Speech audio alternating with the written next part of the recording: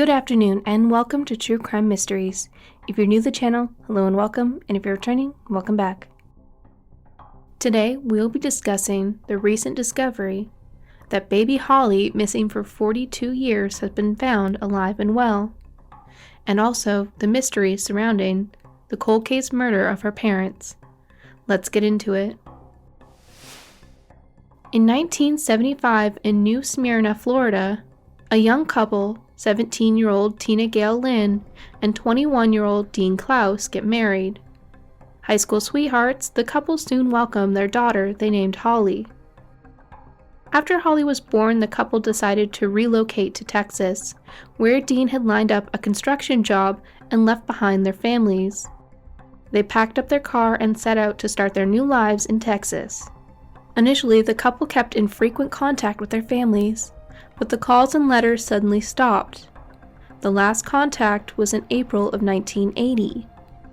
It wasn't initially thought of as a cause for concern, but Dean's family received a strange call. A woman who called herself Sister Susan said she was calling from Los Angeles, California. She told Donna that she had information about Tina and Dean, and that she was in possession of Dean's car and offered to bring the vehicle to Florida in exchange for $1,000. The car had been purchased by Donna and gifted to Dean for the move. Donna agreed to meet the woman, but also alerted authorities. They agreed to meet at the Daytona racetrack. The Klaus family was confused when 3 women in white robes, possibly one male, stepped out of the vehicle. Sister Susan told Donna that Dean and Tina had joined a religious group and did not want to be contacted by family members. She further stated that the couple had given up all of their possessions. The women were purportedly taken into custody, but no police report of the incident was ever found, and because the couple were adults, no investigation was taken at that time. Donna stated that she hadn't been surprised that Dean had joined a cult. He had expressed interest and had been involved in a different cult in Florida, but she thought that he'd put it past him when he married Tina. After this encounter, no one heard from Tina or Dean ever again. It was in 1981 in Houston, Texas, when 2 bodies were discovered in a wooded area. It was a man and woman found in a shallow grave, buried together. The cause of death was deemed to be homicide. The man appeared to have been beaten to death, while the woman had injuries consistent with strangulation, and in the grave was a bloody towel and green gym shorts. They estimated that they had been killed 2 months before the discovery. The bodies had no identification, and there weren't any missing person report that matched. Composite sketches were done and released to the media, but no one came forward. The bodies remained unidentified for decades. They were buried in the Harris County and were given the names Harris County Jane and John Doe. In 2021, Texas established a dedicated statewide cold case unit for the first time to start going through the 20,000 unsolved murders in the state. The cold case team started accepting cases in the fall of 2021, and one of the first cases they decided to open was that of the Harris County Jane and John Doe. They first decided to have the bodies exhumed in order to get DNA samples from the 2 of them. Genetic genealogy was done, and soon the bodies were identified as Tina and Dean Klaus, who had been missing since 1981. Law enforcement started their investigation, which led them to speak to the families of the deceased. Very quickly, they learned that the couple had a young daughter, and a search began to find baby Holly. Dean's mother said that she was devastated to learn that Dean and Tina had been murdered so soon after they stopped communication. Though she had missed her son over the years, she had hoped the family had been living out their lives, but had always feared the worst. Both Tina's family and Dean's family had never given up hope that they might one day have answers. Law enforcement from multiple agencies set to work trying to find Holly, and in June 2022 they made the discovery that no one had thought possible. Holly Klaus, now 42, was found in Oklahoma. Investigators finding Holly this week in Oklahoma, telling her the truth about her biological parents. She's seen here holding a picture of them. She has her mother's her mother's smile, and she has her mother's voice. The Klaus and Lynn families meeting her for the first time this week on a video call. When I looked at her, I remembered the times that I used to hold her in my arms, and I just wanted to hug her. I just wanted to get up and hug her so bad, but it was Zoom, and you can't. Still, it is a bittersweet reunion. Authorities now want the public's help in finding whoever murdered Dean and Tina. Some details have not been released to protect the ongoing investigation, but it was revealed that shortly after the murder of Tina and Dean, Holly had been left at a church in Arizona and adopted by the pastor and his wife of the church. They had renamed the infant. She never knew her birth name, birth family, or parents. Holly's adopted parents were not suspects. They revealed details about the circumstances that brought Holly to their front door. 2 women dressed in white robes and barefoot. They identified themselves as members of a nomadic religious group. The women spoke about their beliefs, saying that their religion included separating male and female members and practicing vegetarian habits. They also stated that their religion prevented them from wearing leather goods. These group members also indicated that they had previously given up another baby at a laundromat. Experts have identified the group as likely being the nomadic cult called Christ's Family, which had been led by Charles McHugh. The group had been known to wander the southern United States for years and had been active in Texas in 1981. The Texas General Attorney's Office went on to state that the members of the group are believed to have traveled to Arizona, California, and possibly Texas.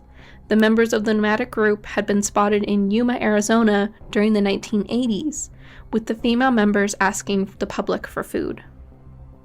McHugh, who called himself Lightning Amen, believed himself to be Jesus reincarnated and at the group's highest had 2,000 members. McHugh encouraged excessive drug use and demanded that members give up their former lives and earthly possessions. Children within the cult were viewed as excessive baggage, and it was required that all children be given up. If Tina and Dean had been involved with this or recruited into this cult, they would have been required to give up Holly, and it is still unknown what led to their deaths. The FBI had noted that this particular group as non-violent. However, the leader was seen as dangerous and unpredictable. McHugh had been arrested in 1985 for possession and transporting methamphetamines for the purpose of sale, as well as weapons charges. At his arrest, he was also found to be in possession of several weapons, various other drugs, and $4,200 in cash. He was convicted along with 4 other followers and went to prison for a bit. Another incident in 1985 was when 10 cult members were arrested for growing over $900,000 worth of cannabis at a compound in California. The cult broke up when McHugh was in prison. When he was released, he had a small following until his death in 2010, though there are still active members of Christ's Family.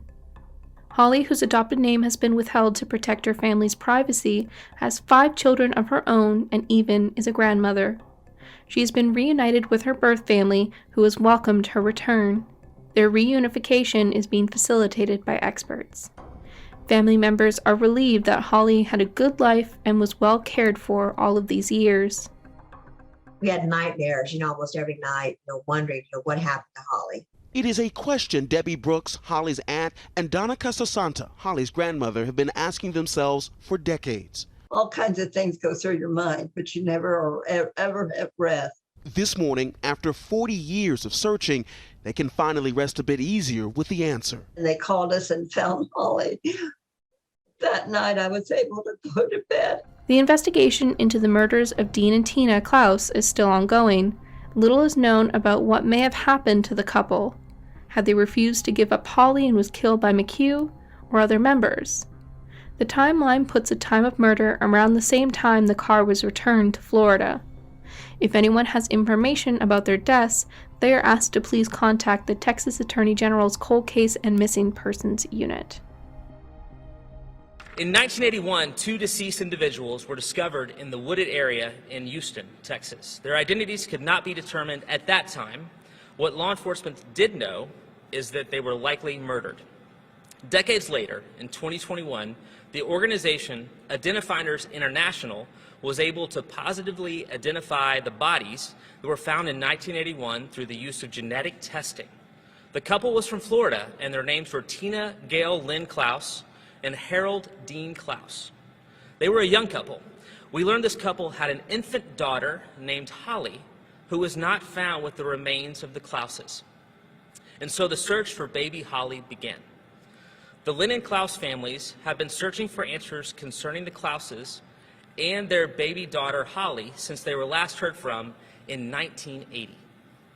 Last year, when the families learned that the two bodies found in Houston in 1981 were in fact Tina and Dean Klaus, the families began looking for answers as to what happened to baby Holly and the circumstances surrounding the deaths of the Klauses.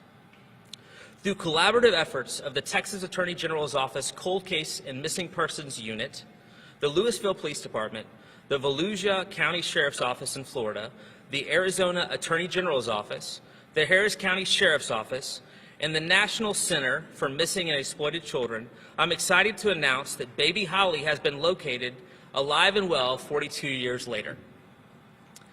I also am happy to announce that the National Center for Missing and Exploited Children have offered and will be paying for Holly to be reunited in person with the Lynn and Klaus families.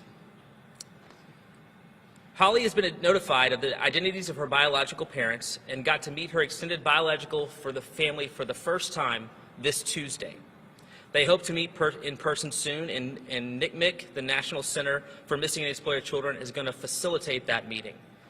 This investigation highlights the hard work and collaboration of multiple law enforcement agencies working together across the country and demonstrates the importance of continuing to investigate cold cases both in Texas and in the United States. Now, this next part I'm sharing with you today because we're asking for help from the public because we have yet to solve this particular crime. While we rejoice today that Holly has been found and families that were looking for her for decades rejoice, we still are looking for suspects in this case. And I want to share that information with you, and I want to say this again. If you have information in this case, and I'm about to share some facts with you, but if you have information about this case, please contact the Texas Attorney General's Office Cold Case Unit at coldcaseunit@oag.texas.gov. That's coldcaseunit@oag.texas.gov. And our phone number as well for this investigation is 512-936-0742. The following information is released today regarding our investigation in hopes that people will hear this story and come forward with more information. Baby Holly was left at a church in Arizona and was taken into their care.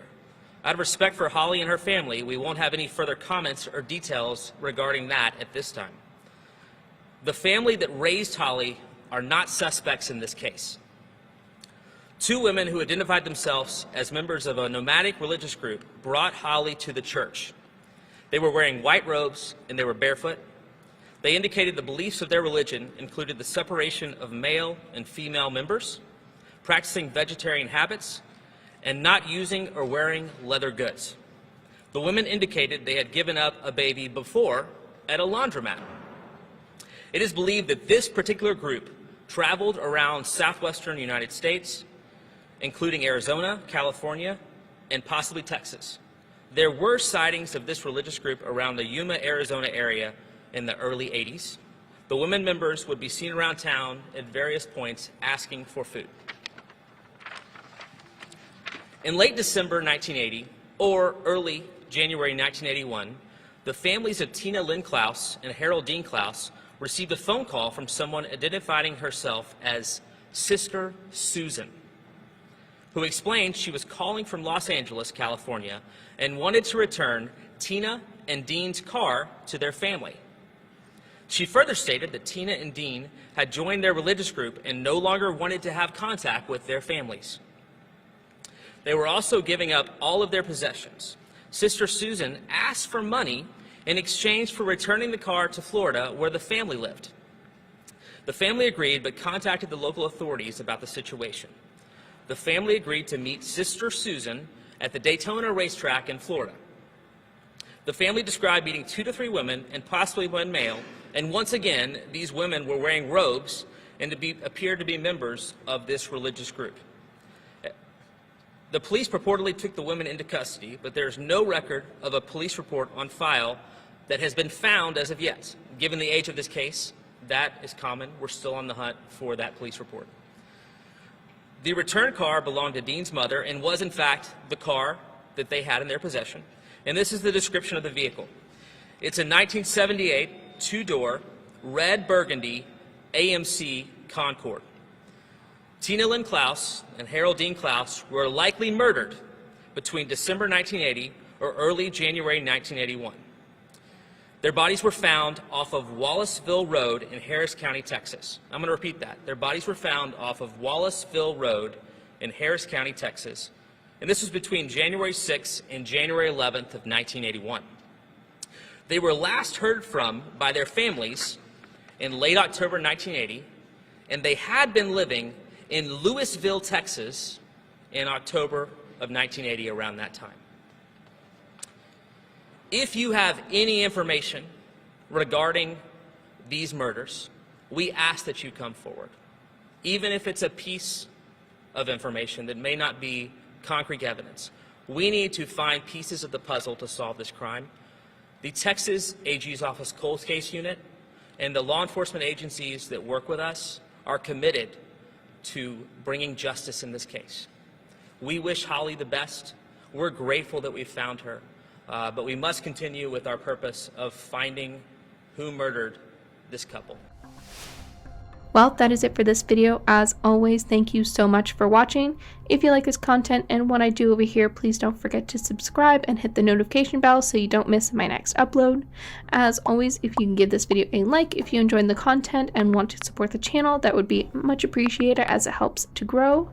We also have channel membership and Patreon if you want to get more exclusive content or just to support the channel. You will also find in the description box links to all my socials to connect with me, as well as other goodies. But that is it for me. Thank you so much for being here. I will see you on the next one. Bye for now.